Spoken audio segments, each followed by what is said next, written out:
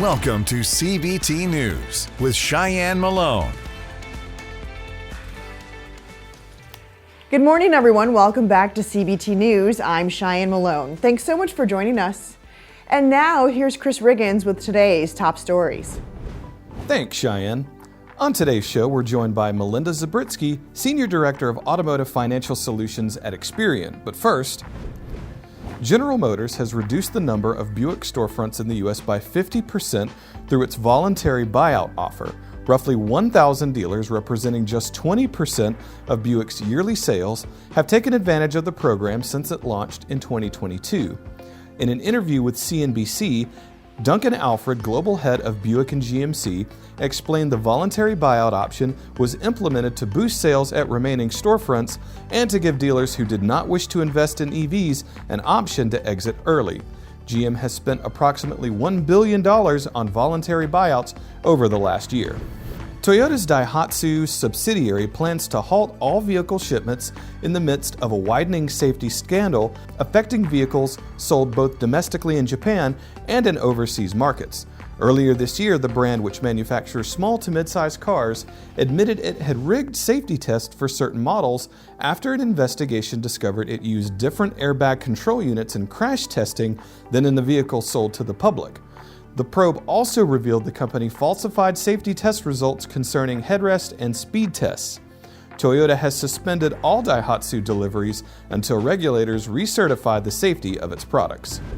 Robert Potamkin, retail automotive legend and co-chair of Potamkin Automotive Group, passed away at the age of 77 on November 30th. Robert and his brother Alan grew their company from 5 stores to 14 over the course of 5 decades, making it one of the largest privately owned dealership groups in the country. Potamkin left an indelible mark on his community through his contributions to charity, medical research, and education. He leaves behind his wife of 43 years, Lexi, along with 5 children and 2 grandchildren. Tesla allegedly dismissed concerns that its vehicles contained defective parts, despite knowing the components were faulty, according to a new Reuters investigation. Based on interviews with Tesla service managers, company records, and consumer reports, the media company discovered evidence of what it called, quote, chronic failures affecting suspensions and steering columns, many of which resulted in heavy damage to the vehicle. However, Reuters claims the EV maker has forced many U.S. drivers to cover their own repair cost, despite issuing a recall in China for identical issues. Tesla has also accused its customers of, quote, vehicle misuse and driver abuse in discussions with the National Highway Traffic Safety Administration, allowing it to avoid regulatory measures. Don't go anywhere. Coming up next is Melinda Zabritsky, Senior Director of Automotive Financial Solutions at Experian, to discuss the evolution of automotive finance over the previous quarter. We'll be right back. Well, if you're not already subscribed to CBT News, now is the perfect time to do it. For over a decade, CBT has brought you exclusive and in-depth interviews with dealer principals, OEM executives, industry analysts, and top-level sales and management trainers. Join the thousands of automotive professionals that rely on CBT News for the insights that drive profits and maximize the bottom line. Subscribe today. What were some of the key findings in the report for Q3, in addition to the fact that loan amounts were decreasing? Definitely. That was one of the big findings for Q3, was that decrease in the new loan amount. It really followed what we saw happen with used loan amounts in the second quarter of this year. So it was good to see it come down for new.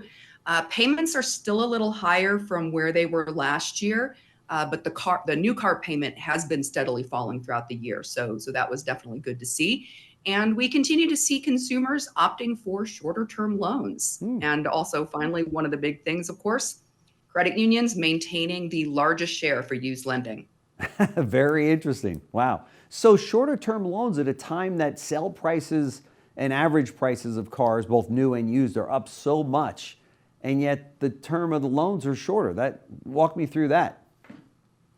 Yeah, people tend to think that with the growth in loan amounts, you would see longer term loans. Yeah. But a lot of this growth in shorter term loans is being driven by the higher interest rates. Also, especially for new, the incentives that we saw so far this year have all been really on 48-month loans.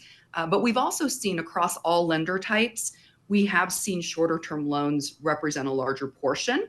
And a lot is because those are going to have lower interest rates. So I think a lot of it are just consumers looking to pay the least amount in total interest payments. Okay. And the average vehicle loan amounts decreasing. What does this mean for the automotive industry as a whole? Is this a positive sign that things are stabilizing? It is. I really think it's good news for consumers, again, especially on the new car side. When we had such inventory constraints, we saw loan amounts just hit record highs. Transactions were well over MSRP. So yes, I really see the decrease in these loan amounts is really signaling that availability is in good shape. And on the used vehicle side, we've seen the average vehicle values come down a little. So that's also helped bring the used loan amounts down. Do you think that leasing is going to be coming back to make a big splash? Or, I mean, with the cost of cars being so much and the shorter term loans, is that a perfect bridge to more leasing? Well, leasing rates have still remained only around 20%. What's interesting, though, with the leasing is we're also seeing a little bit of an increase in shorter term leases. 36 is still the most common, but we did start seeing more 24-month leases. And then on the loan side, even though we're seeing more consumers go for shorter, 72 months is still the most common loan term for both new and used. Okay. Well, that wraps up our show for today, but we do invite you right back here tomorrow morning on CBTnews.com. And remember, you can stay up to date with the most recent news and trends influencing the retail automotive industry by following us on TikTok, LinkedIn, Facebook, and X, formerly known as Twitter. I'm Shyann Malone. Thanks so much for watching. You have a good one. CBT News, your #1 resource for auto industry news and content.